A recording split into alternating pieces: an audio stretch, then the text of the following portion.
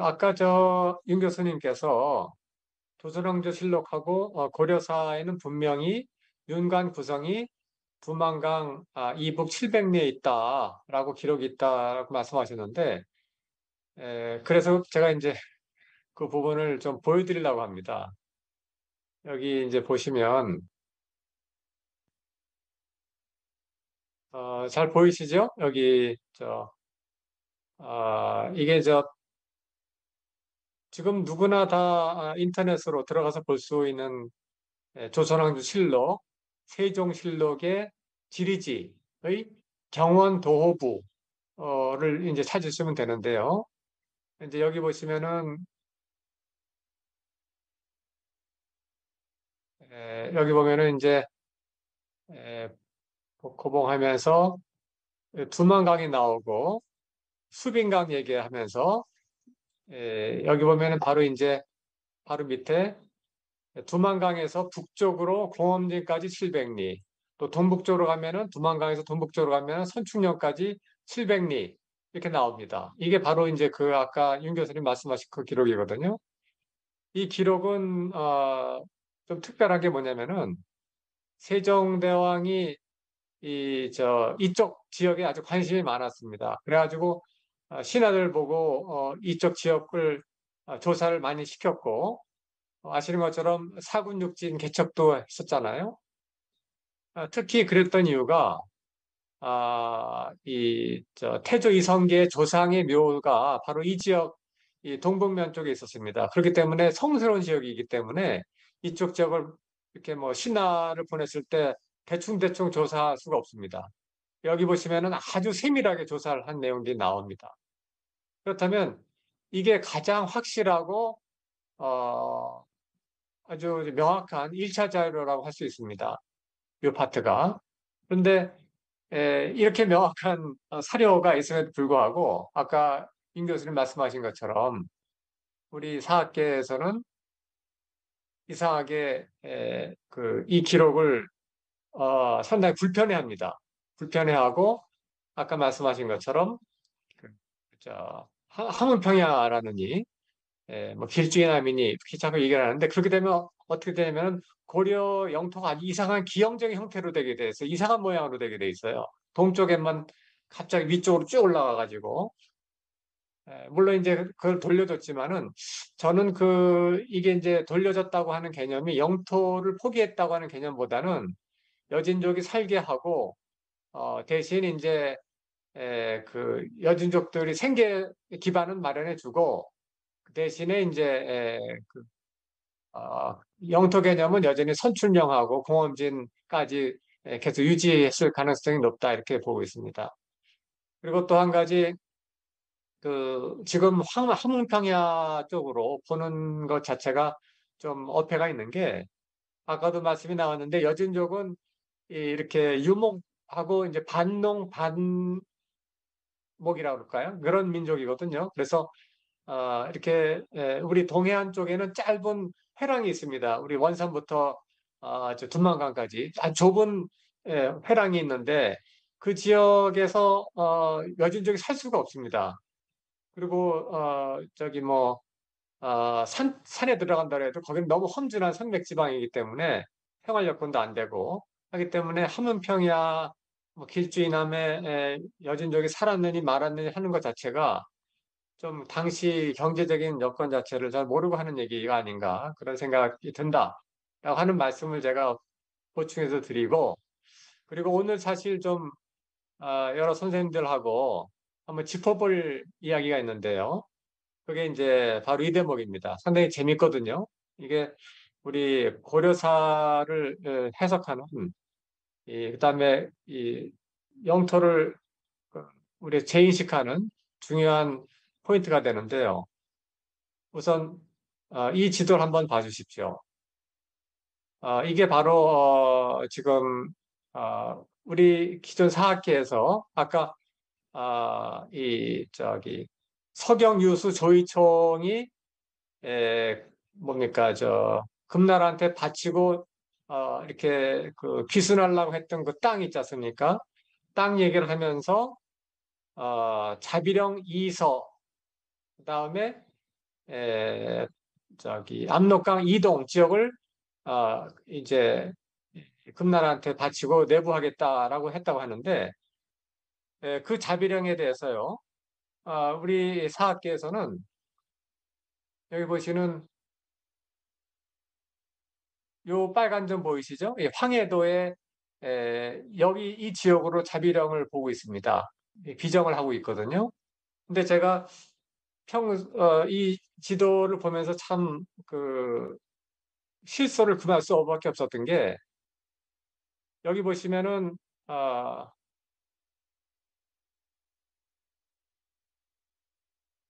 여기는 이제 이렇게 어, 동에서 서로 흐르는 산맥이 있습니다. 분명히 우리나라 산맥이 대체로 동쪽은 이렇게 태백산맥이 가고 이밑 서쪽으로는 이렇게 흐르지 않습니까? 그러니까 이제 요 그런 방향에서 이쪽으로 흐르는 산맥이 있는 거죠. 그런데 우리가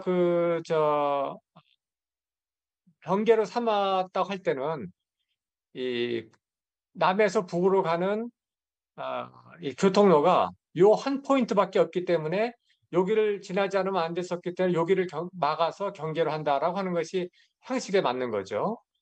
그런데 여기 보시면은 여기 이 왼쪽으로 넓은 지역으로 이렇게 광활한 평야지대가 열려 있습니다.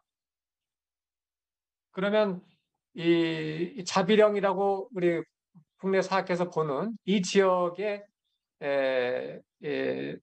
소위 말해서 요 자비령을 놓고 이제 경계를 삼았다고 하는 자체가 좀 비합리적인 거죠.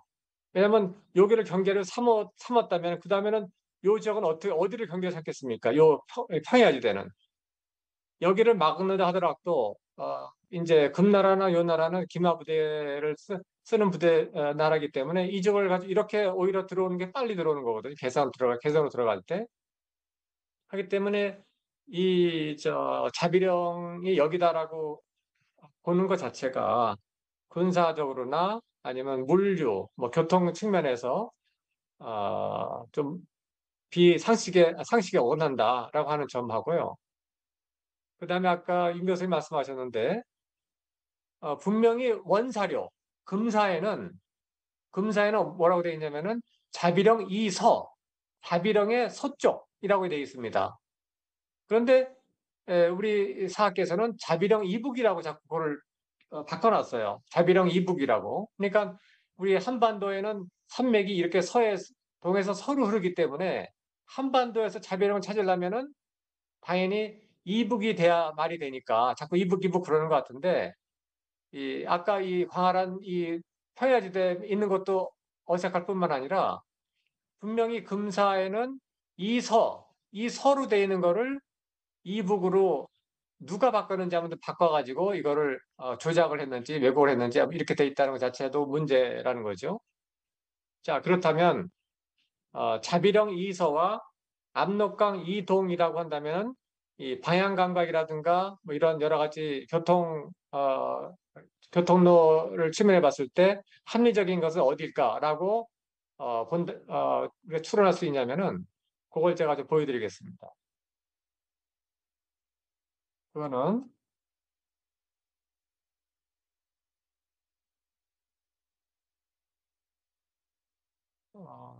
여기 잠깐만 제가 구글 어스를 좀 펴보겠습니다.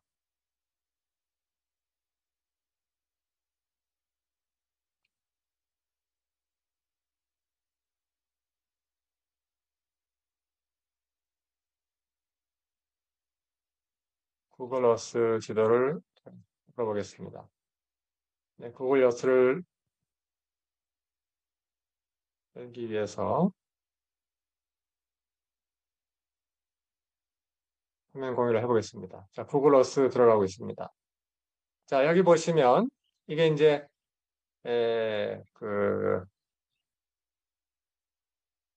한반도하고 여기 요동반도 보이시죠? 어, 요동반도 쪽에 보면은 산맥이 여기 보시면은 이렇게 이런 방향으로 흐르는 산맥이 있습니다. 이게 천산산맥인데요. 이 방향에서 여기서 만일 여기서 이쪽으로 넘어가려고 한다면은 어, 동에서 서로 넘어가는 게 맞죠.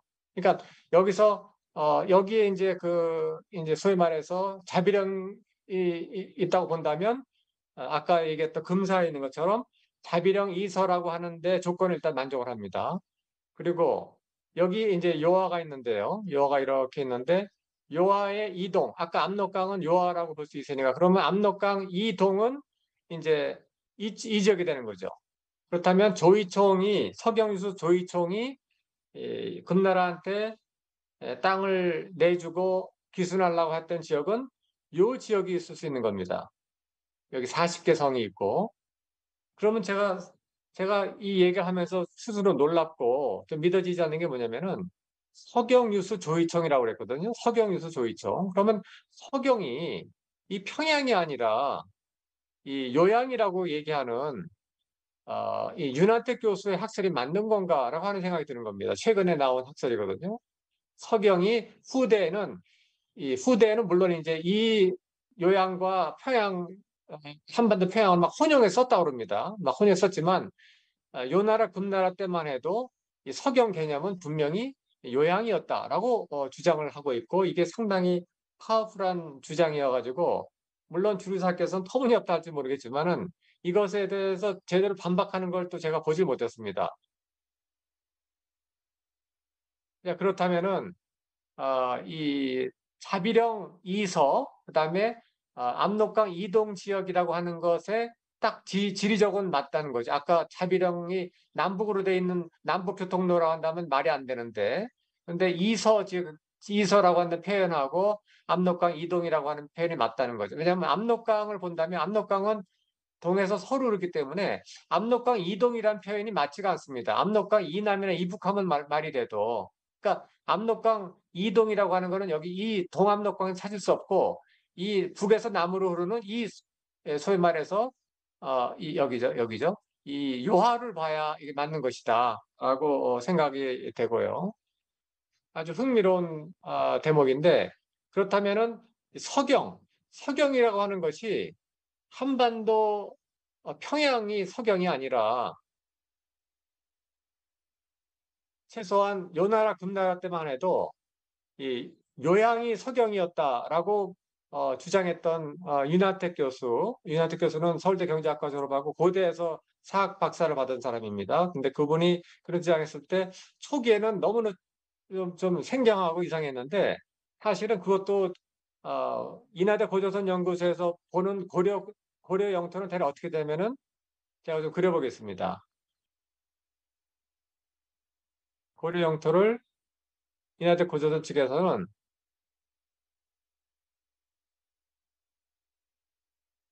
이렇게 보고 있습니다. 그러니까 이 개경이 여기 있었고요. 고려시대 때는 개경이 여기면 이제 서울이 이제 남쪽에 있다 그래서 남경이라고 불렀고 경주는 동경이라고 불렀습니다.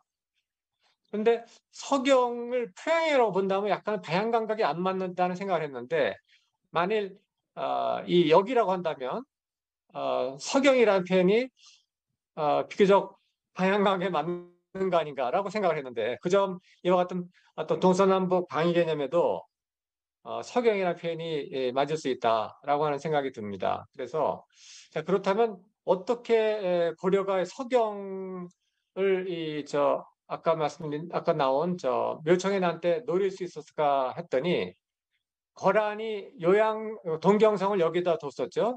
이쪽에. 그러다가 여진이 거란을 치고 금나라가 이 중원을 노립니다. 금나라의 세력 중심이 이 중원 쪽으로 지향하게 되면서 여기에 일시적으로 힘의 공백이 생긴 게 아닌가.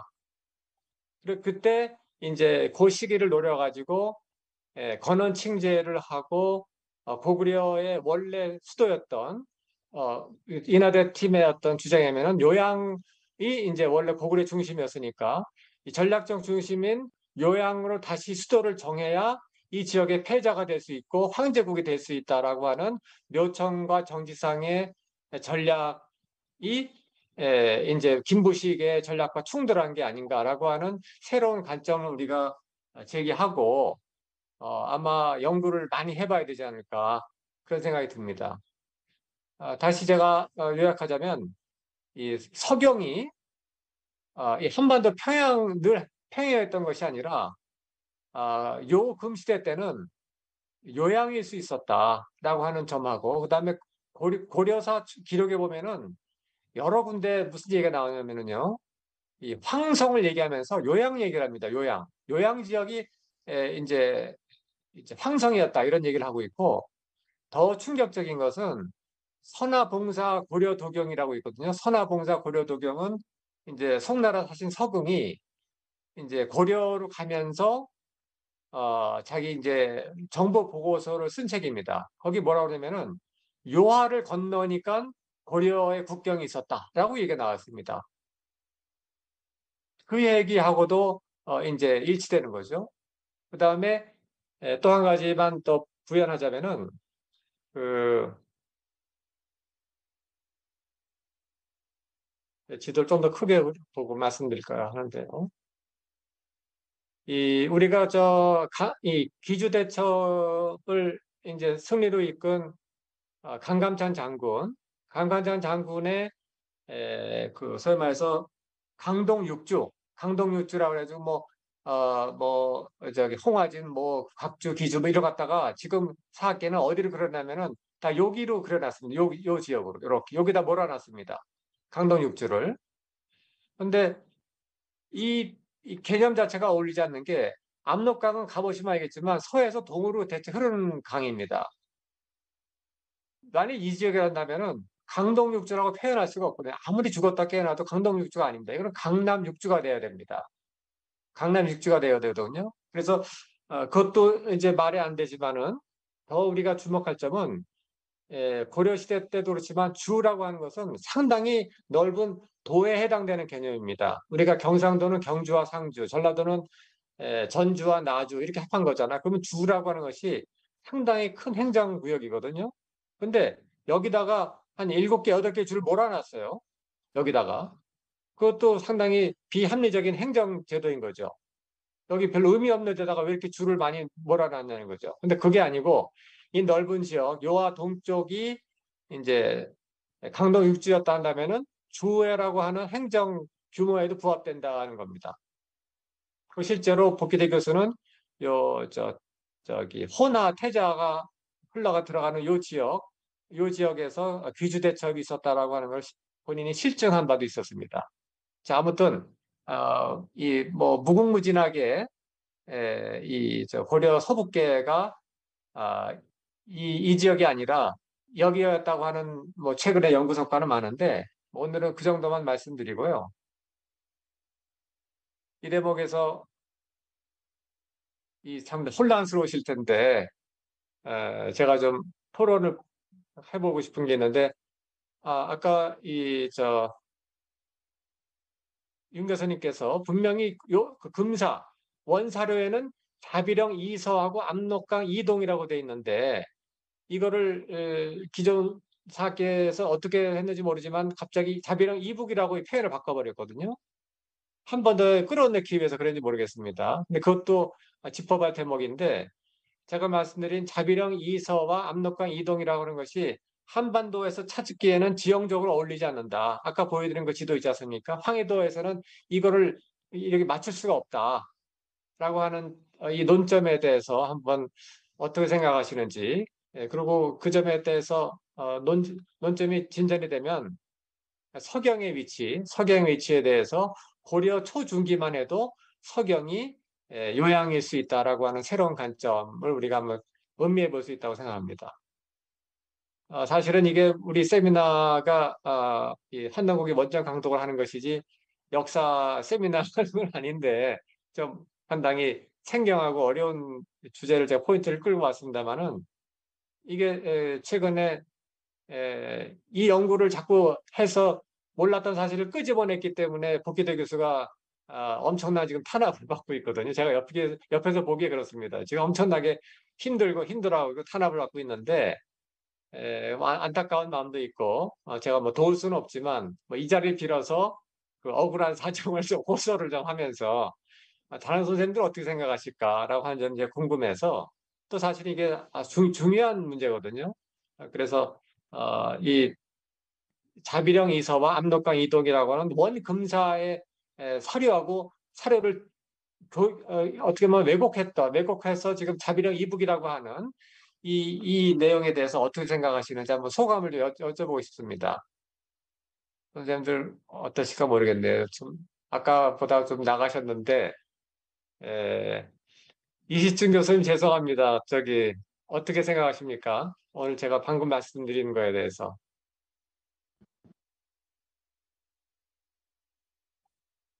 예, 그거를 갖다가 마이크를 좀 지금 켜주시면 좋을 것 같습니다.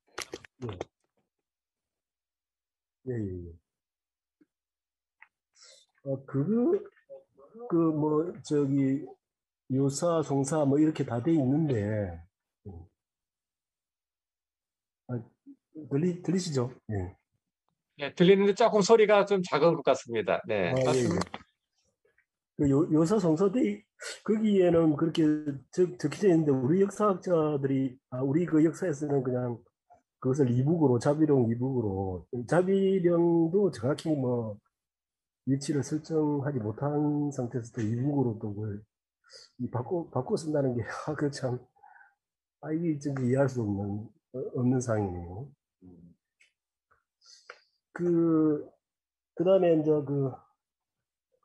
뭐, 아까 두만강 두만강 이북의 그 선춘령이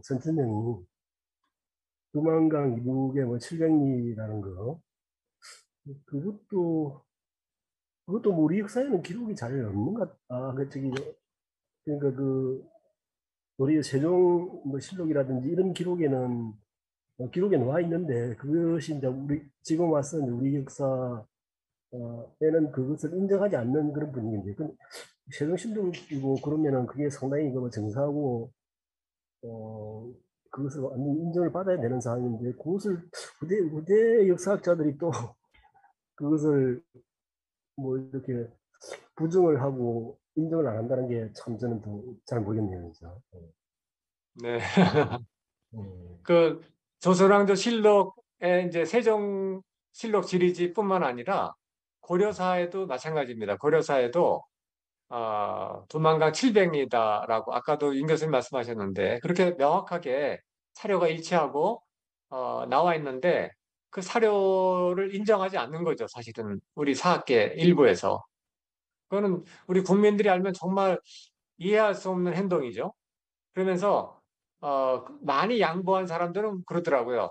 이제 두만강 이북설, 뭐 길주 이남설, 뭐 이런 뭐 나눠가지고 1, 2, 3 나눠서 이렇게 하는데 또 일부에는 여전히 고려는 절대로 두만강 이북에 갔을 리가 없다라고 이렇게 고집을 부리는 분들도 있고 그렇더라고요. 음, 근데 저도 그러면 우리 이 고려의 영토를 그 이제 뭡니까?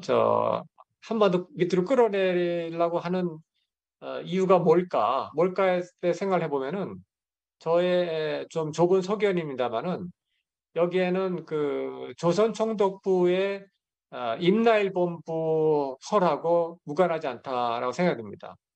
왜냐하면은 일본 사람들은 이제 임나일본부 설을 얘기하면서 한반도 경남 지역에 경상도 지역에 일본의 총독부 같은 이제 소위 말해서 출선 기관이라죠. 그래서 일종의 식민 통치 기관이 있었고 뭐 누구는 그게 무역 기관이다 아니면 외교 사절이다 그런 사람도 최근에 나왔습니다만은 아무튼 그게 이제 후방에서 왜군이 수시로 들어와서 휘젓고 다녔다 하기 때문에 사실상 백제하고 신라가 야마토의 영향권 하에 있었다. 혹은 뭐 제국이었다. 뭐 이런 얘기를 하는 게 임나일본부설의 요체거든요.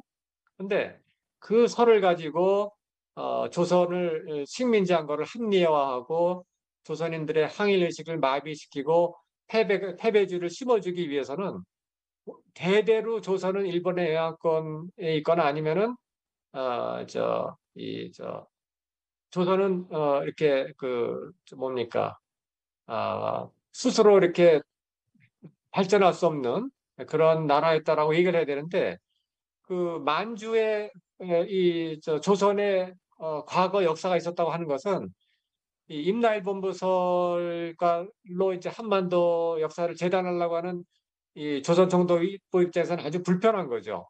하기 때문에 만주 역사는 끊임없이 한국사에서 배제하려고 했던 겁니다. 그게 이제 만선사관이라고 가지고 만주와 조선사를 구분짓고 막 그랬거든요. 그게 이제 만선사관이고 그리고 이제 또 반도사관이 나오는 거죠. 그래서 조선사의 강역을 반도 내로 끊임없이 축소하려고 하는 그런 이제 뭐랄까 구심력이라고 그럴까 그런 게 작동을 한 건데 근데 고구려는 이제 일본산 입장에서 그거는 이제 마치 그 신라 백제하고는 다른 세력인 것처럼 이렇게 막 포장하려고 할 수 있었지만은 고려는 이게 통일 정권이었고 한반도도 포함했고 만주도 거쳐 있었기 때문에 이게 아주 불편한 거거든요. 그래서 고려사에 있어서 만주의 강역을 끊임없이 깎아내려야만 되지 않았을까라는 생각을 제가 해보는 겁니다.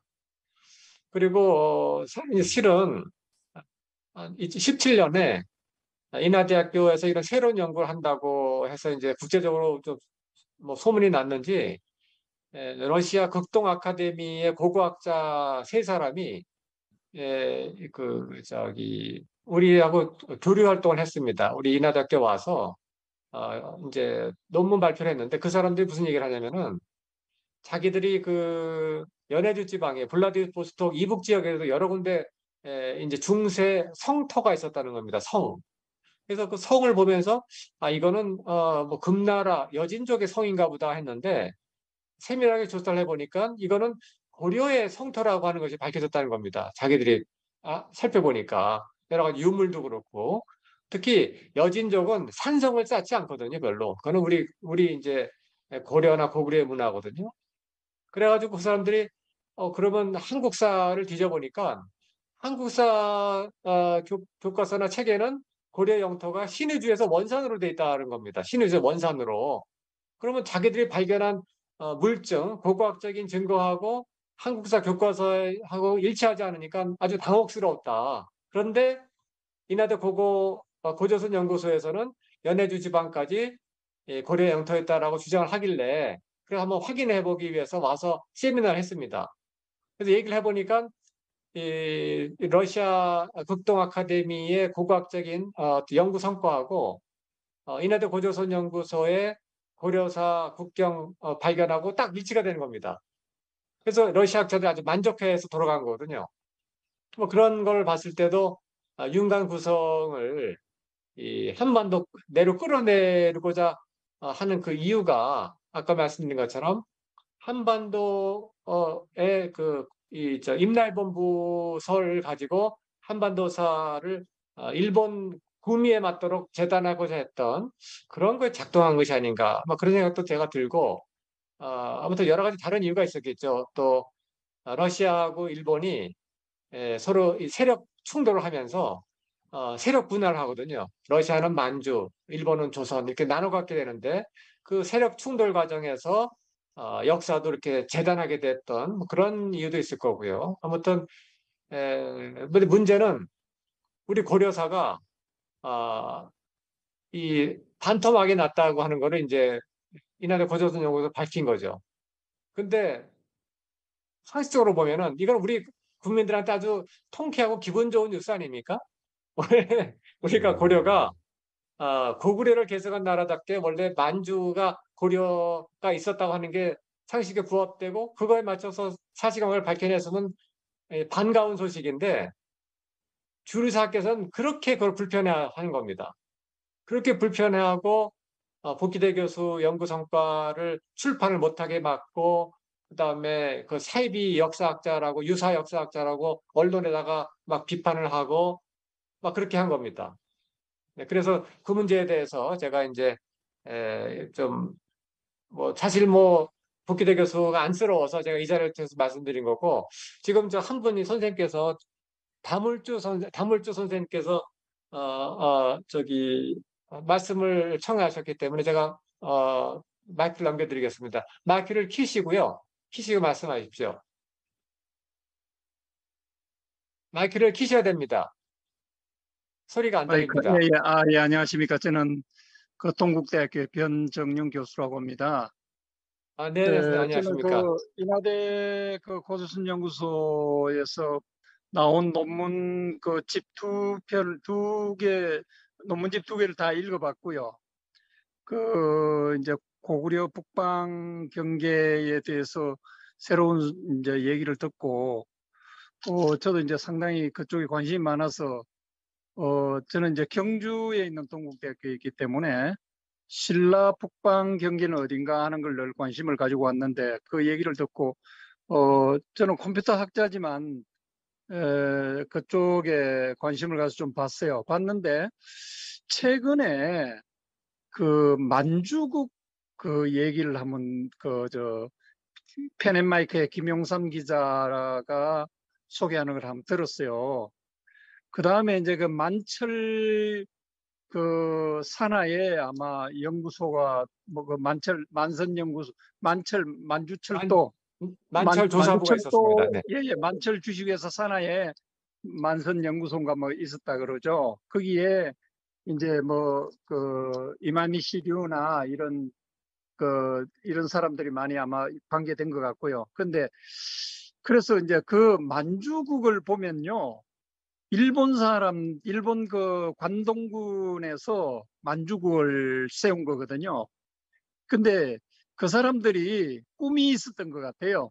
그 만주를 한국이 배제되는, 즉 조선이 배제되는 지역으로 만들고, 일본의 그 청년 장교들이 관동군이 그 괴뢰국을 세워서 터치 못하게 하는, 즉 말해서 1907년에 우리가 간도 협약에 따라서 그걸 중국에 그 도리어 간도 땅을 넘겨주고, 그러면서 다시 만주를 차지하는 이런 전략으로 갔고요. 이시하라 간지와 같은 그 아주 영악한 사람이 그 만주국을 우리 만드는데, 우리가 아마 저는 뭐 여기서는 이제 다른 얘기는 안 하겠습니다만도, 만주의 역사를 우리가 괴뢰국이라고만 하고 무시해 버리는데, 만주 그 역사를 짧은 시간이지만 일본의 그 관동군이 얼마나 그 많은 돈을 투자하고 중국과 이걸 다 점령하기 위해서 거기에서 엄청난 무기를 생산하고 했던가 하는, 병창기지화했다는, 그게 뭐 굉장히 많은 자료들이나 이런 걸로 돼 있거든요. 그래서 아마 한반도로 끌어내리는 그것에는 만주국하고도 굉장히 관련이 있지 않을까 하는 생각이 들어요. 그래서 앞으로 많은 연구가 필요합니다만도 그게 필요하고요. 그 다음에 제가 그 진흥왕 순수비고가 보면은 저 함흥까지, 점점 항원이라도 거의 뭐 저 청진까지 올라가잖아요. 그런데 그게 500 몇 년이거든요. 그 장수왕이나 그 이제 광개토대왕은 5세기고 진흥왕은 6세기거든요. 그 다음에 이제 648년에 김춘추가 당태종 초청으로 중국 가가지고 만약에 고구려 백제를 무너뜨리면은 고구려 평양 이남과 백제를 신라가 갖도록 하겠다라고 하는 그 약속이 경덕 진성여왕인가 648년에 그게 그런 그 약조를 받는다고요. 그래서 이제 660년, 668년에 이제 고구려가 무너졌는데, 그 671년에 이제 우리 매소성 전투나 이런 걸 통해서 이제 결국 당나라를 공격해서 우리가 이겼고, 당나라는 물론 이제 그 토번이 침범에 들어와 가지고 그쪽에 신경 쓰느라고 이제 이쪽도 이제 관리를 잘 못했다는 그런 역사적 연관성도 있던데, 어쨌든 신라가 이겼어요. 이겼으면은 그 평양 이남 땅이라는 것을 절대로 포기하지 않았을 거리라고 생각합니다. 그 당태종이 약속했기 때문에. 그런 삼국 유사에 보면은, 삼국 사기에 보면 굉장히 많이 나오거든요. 그 얘기가. 그래서 제가 생각할 때는 고구려의 북계라고 하는 것은 결국 통일 신라의 그를 개성한 걸로 돼 있고요. 제가 그 요사하고 금사, 그다음에 발해 그사, 이런 그 요사 금사에 보면 그 각 지명들에 보면은 이게 고구려 때는 뭐였고 발해 때는 뭐였고 요나라 때는 뭐였고 뭐 금날 때는 뭐였고 하는 이름과 그 신라 여기 어디까지가 신라 경제였고 하는 게 다 나와 있거든요. 거기에 아면년도 거기 있고 그 다음에 저는 경주라는 지명이 저 위에 두만강 부근에 원래 있던 것도 저는 봤고요. 그래서 그 고구려 국계라고 하는 것은 결국 신라가 그 이제 평양 이남 땅을 경결해서 그 통일 전쟁 이후에 했을 것이다. 그러니까 고당 전쟁에서 최종적으로 승리를 해서 차지했을 것이다. 그래서 길림성 있죠. 길림성이 길림이나 경주의 계림이나 둘 다가 중국 발음으로 하면 지린이잖아요. 그런데 그 1785년도에 그 나온 대청 네, 선생님, 대청 지금 우리가 광료도 원래 대청 광료도에 네네. 보면은 계림이 그 표시가 돼 있어요. 한자로 계림이라고 표시돼 길림 대신에 이제 그런 걸로 봤을 네네. 때 저는 신라 땅이 그렇게 돼 있고 신라 땅이 개성돼 있고 진흥왕 순수비가 그 위에까지 돼 있는데 통일돼서 도리어 평양과 원산으로 있는 선이 만들어졌다. 이거는 바로 아까 그 만철에서 이런 걸 일본 사람들이 그 조선 총독부가 조작해 내도록 된 게 아닌가. 그러니까 함정 만주 원류고에서도 다 그렇게 얘기하고 있는데 이제 지금 그런 사실들이 있는데 이것이 아마 좀 더 연구가 돼야 될 것 같습니다. 제가 뭐 짧은 시간에 네, 많이 개입해서 죄송합니다. 이상입니다. 예. 고맙습니다, 선생님. 네, 그 실은 인하대 고조선 연구소에서요, 경북도 의회의 연구 예, 요청을 받아가지고 예, 그거 제가 한번 통일신라 국계 봤습니다. 연구를 세미나 하는 건. 했고, 예, 통일신라 예. 국계는 만주까지 올라갔다라고 하는 걸 이미 주장을 밝혀놨습니다. 그래서 그 내용도 아마 저도 알고 그 계신 것 논문을 하나 같고요. 썼거든요. 저도 논문을 하나 써서 네, 네, 밝혔는데 일단은 네, 그 전체적으로 보니까 그렇고 내가 그 경상북도에 인하대 고수연구소에서 막 발표했다는 뉴스 자체만은 제가 한번 봤어요. 그래서 굉장히 고무적이고 원래 이제 뭐 경상북도도 우리 신라하고 같은 영역이지만 경주시에서도 관심을 좀 가져야 된다고 내가 시의원들한테 얘기를 좀 해놓고 있습니다. 예, 네, 이상입니다. 예, 고맙습니다. 예, 예. 네, 교수님 항상 내가 지금까지 많은 연구를 하시고 해서 존경하고 있습니다. 네, 동국대학교 경주 캠퍼스의 교수님이셨고요. 윤찬일 예. 교수님 마무리 말씀 좀 부탁드릴까요? 오늘 사실은 우리가 상당히 충격적인 걸 한번 짚어봤거든요. 고려 서북계가 신의지가 아니고 요동반도까지 올라갈 수 있다라고 하는 정말 이제 충격적인 사실을 짚어봤는데 윤 교수님 지금 거기 계신가요? 예, 예. 네. 오늘 강독하신 내용이 바로 그 연결이 되기 때문에 저도 처음에는 반신반의했고 지금도 제가 사학자가 아니기 때문에 지금 후속 연구를 기다리고 있는데 한마디 소감하시고 오늘 마무리하시죠. 예, 뭐 이제 제가 강독을 하고 남창희 교수님께서 그 인하대에 계시니까 인하대 고조선 연구소에서 연구한 성과를 연계시켜 가지고 좋은 말씀을 많이 해 주시는데 첫째 강동 육주에 관한 문제 지금 압록강 이남에다가 배치하는데 이것도 만주 쪽으로 가야 된다. 그리고 조이총의 그 자비령 그 이서와 압록강 이동의 그 40여 성 내부 문제, 그다음에 이제 오늘은 언급이 안 됐지만 그 내원성과 포주성의 위치 문제, 이것도 지금은 이제 강단사학계에서는 내원성은 압록강 하류의 검동도, 그다음에 이제 포주성은 의주, 이렇게 지금 비정을 하고 있는데 이것 자체도 그 만주 땅으로 뭐 가야 되고 한다면은 이제 우리가 이 환단곡이 고려국 본기를 바탕으로 해서 더 그러한 내용을 대중화시켜 나가야 되지 않을까 이런 생각이 들고요. 어제 이제 남 교수님하고 통화를 하면서 그 자비령의 위치를 이제 그 본계시 남쪽에 있는 연산진이라고 이제 말씀을 해주셔가지고 연산관진 이렇게 저도 오늘 지도를 찾아보니까 거기에 이제 마천령이라는 그런 그 고개가 있어요. 마천령. 그래서 이제 조금 연산관진 조금 서쪽인데 뭐 그쪽으로 자비령을 정확히 봐야 되지 않을까 하는 생각도 한번 해보게 되었습니다. 자, 뭐 제 얘기는 여기까지입니다. 네, 임선생 고맙습니다. 오늘 우리